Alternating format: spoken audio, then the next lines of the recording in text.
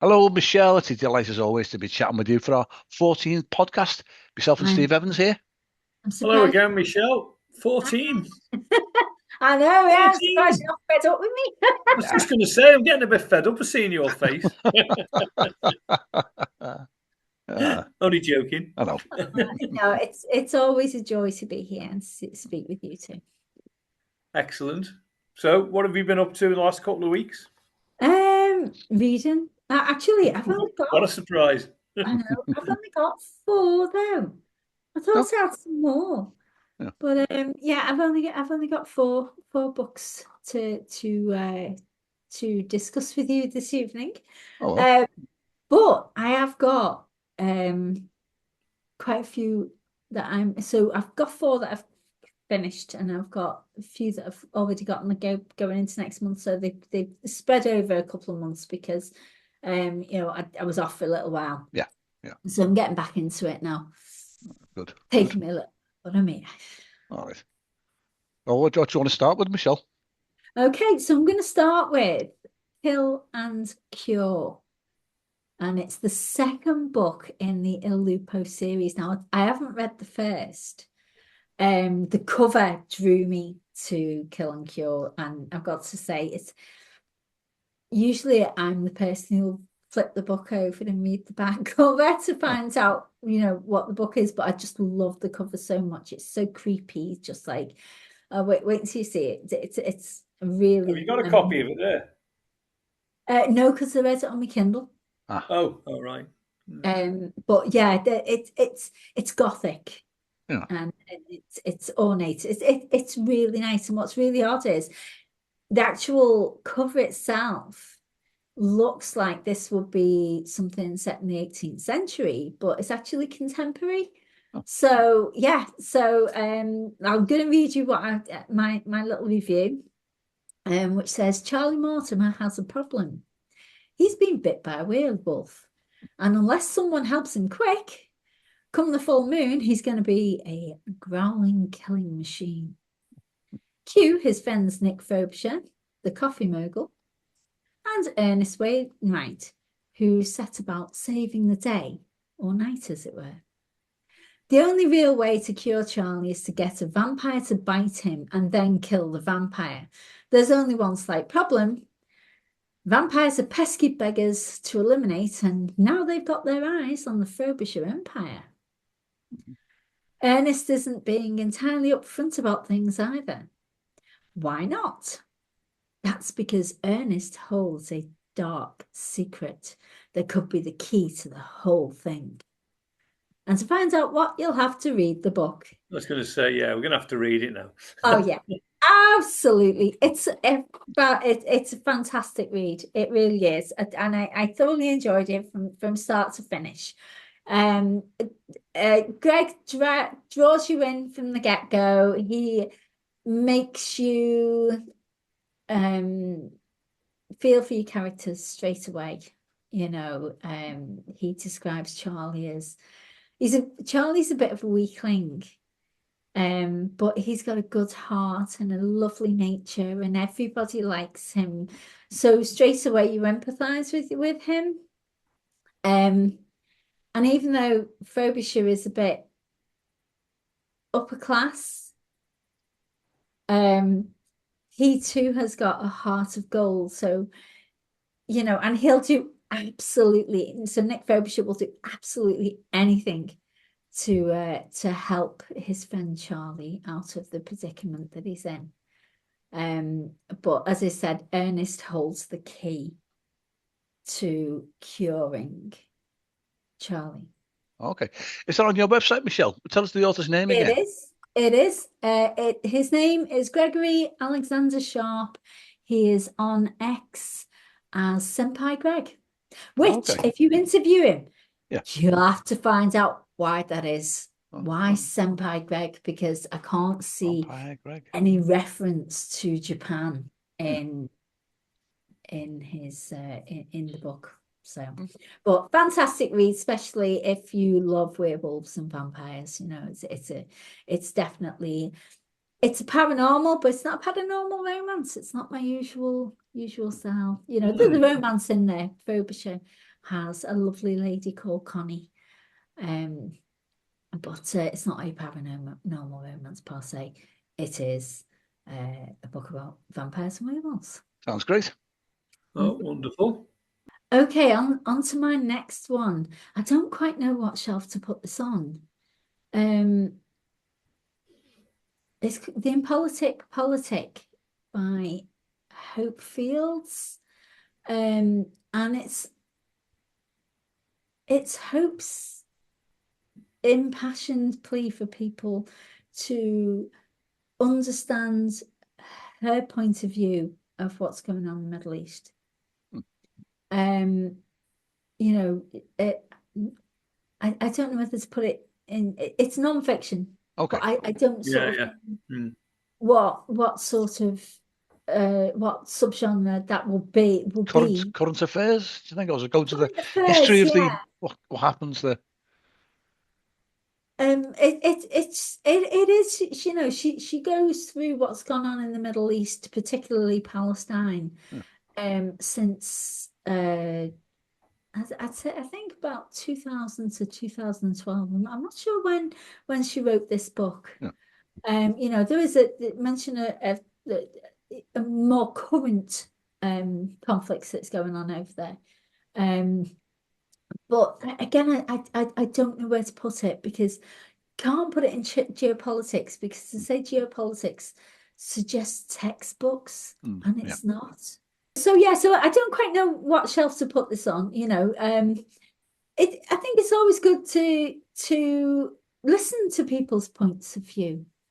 You know, I think it's important to understand both sides of the argument. I think that at the minute, all of us are very blinkered as to what's going on in the Middle East, and we're either on one side of the fence or we're on the other. And at the end of the day, nobody here in the West is over there suffering what they're suffering.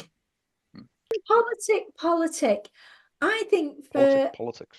Somebody who's made such a heartfelt plea, and I do think that we should listen to all sides of this argument, because I think we are all very much on one side or the other. And I know when I said to Hope, you know, we were talking about, first of all, about doing a joint review thing, and I said, and she's got a lovely new book out. I am looking forward to reading that. But I said to her, I would like to read Impolitic, because to me, I do want to hear both sides of the fence. Yasmine Mohammed's Unveiled. Now, have I spoke about this with you? No, doesn't ring a bell. No. Oh my God, this is a book you really do have to read. Unveiled. Sorry? Unveiled, the title. Yeah. Unveiled, it's called, by Yasmine Mohammed. Yeah. And this woman is a hero. She is she's Muslim, but she's fighting for the right of women to have to wear the hijab in Muslim majority countries like Iran, Iraq, and Saudi Arabia. And I have to say quickly, before I go any further with this, Saudi Arabia has come on leaps and bounds in the past couple of years. More so and more quickly than any other Muslim majority country. They have been influential in bringing women into the workplace. Half the palace guards are women, you know, so half the security forces are women. And let me tell you, I've seen the security girls who I think there's a princess or and I'm not sure, it might be Oman or Saudi Arabia, and I saw the palace guards, the girls' security force, having their training session, and all I can say is, wow, they were amazing, absolutely amazing. You know, the Crown Princess got out the car, shots were fired, and these girls just covered her, got her into the car, and then they literally run alongside the car until the car was out of sight. It was just fantastic, absolutely fantastic. So I do want to say that, you know, Saudi Arabia has come on leaps and bounds. And if you go on Google Earth and you look at a lot of these countries, a lot of the countries in the Middle East, women are not, all covered in burqas and niqabs. And but Yasmine's family, her mother was, how does she put it? A fanatic.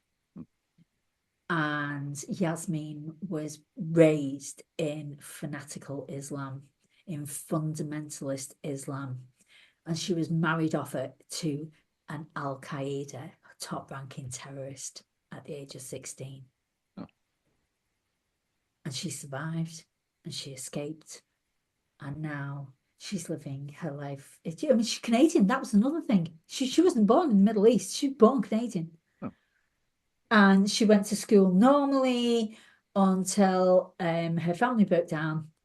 And then her mother turned to fundamentalist Islam, probably as a coping mechanism, But I cried, I screamed, I got very angry at some of the things that was done to this 5-year-old child, and I'm not going to say them here. It's not the right platform for it. Okay. You need to read Unveiled and how.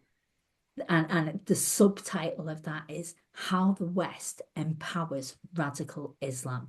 Moving swiftly on to The Railed Away Children by Edith Nesbit. Oh. Yeah. But was that published, Michelle? Is that about 1930s or something like that? Was it? Wow. 1905. Yeah. And I loved every second of it. I was going to say, I bet that was brilliant, wasn't it? Film was great, yeah. Jenny Agutter. Do you know what? Dana Crivens. Yeah, the difference that you get out of that book, reading it as a child and then reading it again as an adult, is completely different. Because, of course, as a child, I just thought her daddy had gone away on a long holiday. Oh. That's where I thought daddy had gone. Yeah. And, of course, it wasn't. He was arrested on espionage charges. I thought he was a soldier. I'm thinking of the film. Sorry, I haven't read the book. In my mind, he's a soldier away at war. That's why I said 1930s, thinking First World War. So reading or seeing the movie as a child and then as an adult, completely different kettle of fish. Yeah. And it's like, and I've got to admit, when I was a little girl, I think I was reading it and I wanted to be Bobby. Yeah, because Bobby was like, she was the matriarch of the family no matter what, even though I think Phil was a little bit older than her, but everyone wanted to be Bobby. And seeing it, reading it as an adult, it was just kind of like, oh wow, even though her mum came from a good background, and then all of a sudden she was plunged into poverty because her husband was arrested and imprisoned on espionage charges, and of course all the money then went. So reading it as an adult, completely different. It's a completely different story. Yeah, anyway, I can explain it. As a child, it's I'm going along with Bobby and Phil and Peter, on all their adventures on the railway. And then as an adult, I'm seeing like what's going on in the background, and how much the community they do know, but their mother is so hardworking and so kind that the whole community pulls together. But in a way, the children pull the community together, and you don't appreciate that as a child. So I think every adult needs to read this book. Yeah, excellent. Again, Michelle, is that reviewed on your website? Yes, it is. Okay. It's under historical. Okay. It's under fiction, historical. Yeah. And I did. I totally loved it. I totally loved it. Recommended, yeah. Oh God, yes. But I think, especially if you read it as a child, you need to read it again. You need to read it as an adult because it's very different. Very, very different. Yeah, it's a good shout, that. Good shout. Yeah. And the last one I've read, and I'm still reading it, is God's Gods by Terry Pratchett, which is the first in the Night Watch series. And a bunch of bad men conjure a dragon. so that they can basically get rid of Lord Vetinari. Anybody who knows Terry Pratchett will know that Lord Vetinari is kind of like the governor of Ankh-Morpork, but he rules it with an iron fist. You know, this is not a guy you want to cross. But there is a man who wants power, and he gets his secret society to help him to conjure a dragon, and then puts his young nephew there to look like, you know, the king is rode into town, the rightful heir, to kill the dragon. Of course, you know, he doesn't kill the dragon. He lifts his sword, the dragon disappears, and everyone thinks it's okay. But the dragon's like, oh, hang on, you're not sending me back this time. I like it in that city. And the dragon comes back.